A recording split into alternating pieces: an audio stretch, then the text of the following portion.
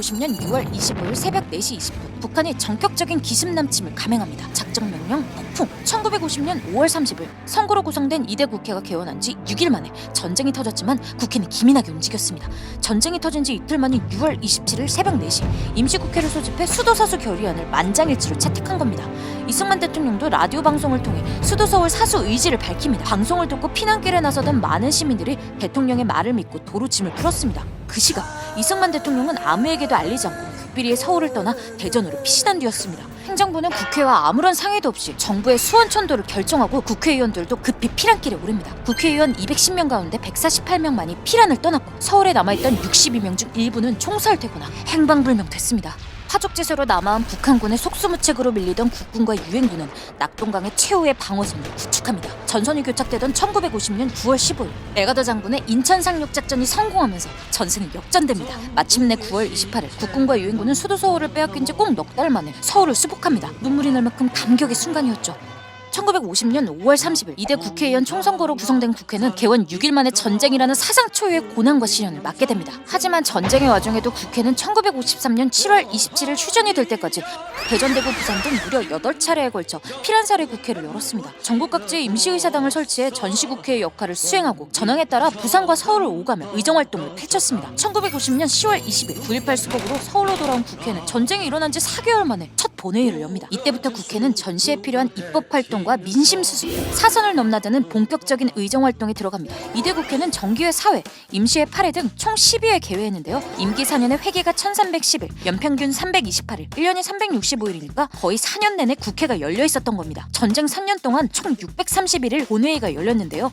이틀에 한 번꼴로 본회의가 열린 셈이죠. 총 2409회 상임위원회 회의가 열려 법안과 예산안을 포함한 안건 1183건 중 73%인 861건이 가결되었습니다. 부산 문화극장 시절 국회에는 사무처 직원 3명만이 국회를 따라 내려왔고 속기사는 단 한 명도 없는 열악한 상황이었습니다. 그래서 제1차 본회의부터 37차 본회의까지 속기록이 작성되지 못했지만 국회의 의정활동은 끊임없이 이어졌습니다. 특히 국회는 전쟁의 와중에 일어난 두 가지 비극적인 사건의 진상조사에 나섭니다. 중공군의 개입으로 전황이 악화되자 1950년 12월 정부는 50여만 명에 달하는 청장년들을 국민방위군으로 소집합니다. 그러나 후방으로 이동하던 5만여 명이 추위와 굶주림으로 사망하는 사건이 발생합니다. 국회는 국민방위군 의혹사건 특별조사위원회를 구성해 사령관 등 고위 장교들이 무려 50억 원이 넘는 막대한 예산을 착복했다고 진상을 밝힙니다. 1951년 4월 국회의 국민방위군의 해체 결의와 함께 국방부 장관 신성로가 경질되고 사령관 김윤군을 비롯한 책임자 5명이 총살령에 처해집니다. 국회는 또 하나의 비극적인 참사, 거창 양민 학살사건 진상조사에 나섭니다. 공비토벌에 나선 국군 11사단 구연대 병력이 1951년 2월 9일부터 11일까지 경남 거창군 친원면 일대에서 719명의 민간인을 무참하게 학살한 사건이 일어난 겁니다. 국회의 거창사건 특별조사위원회 진상조사 결과 내무부 장관 조병옥과 법무부 장관 김준현 등이 사임하고 학살 책임자들이 처벌됐습니다. 이와 함께 국회는 전시해법 처리와 민심수습을 위해 애썼습니다. 전시회는 국민의료법, 전시생활개선법, 민형사소송법을 제정해 어려운 민생을 살폈습니다. 휴전협정 체결 전후에는 포로교환 의결, 휴전회담 의결, 휴전반대 국민운동, 휴전대책 등 전후수습에도 적극적으로 나섰습니다. 포로교환 문제로 정전협상이 난항을 겪고 있는 동안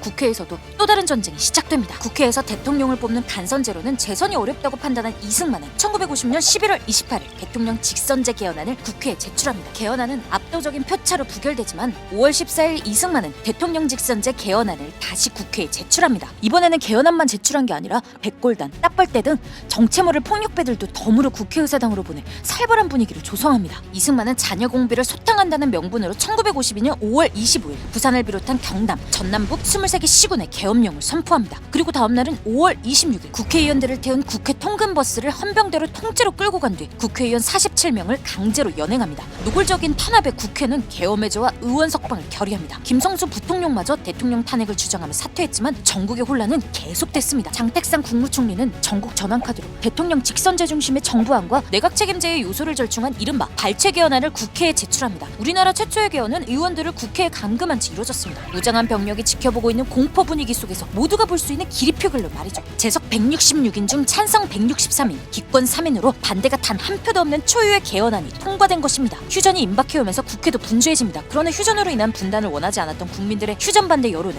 점점 더 거세집니다. 바로 이때 이승만은 전 세계가 깜짝 놀랄 엄청난 조치를 단행합니다.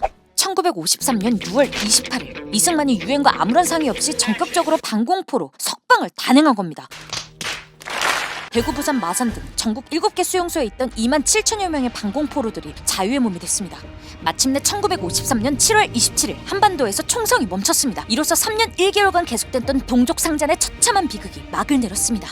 한반도를 뒤덮은 전쟁의 포화 속에서도 민의의 전당국회는 멈추지 않았습니다. 속기록조차 기록할 수 없는 전시국회를 꾸려가면서도 민심을 수습하고 분단과 독재에 저항했습니다. 그리고 폐허 속의 나라를 재건하고 미래에 대한 희망을 일구었습니다. 정전 70년, 그날 전쟁이 핥히고 간 땅에 다시 소중한 민주주의의 씨앗이 뿌려졌습니다.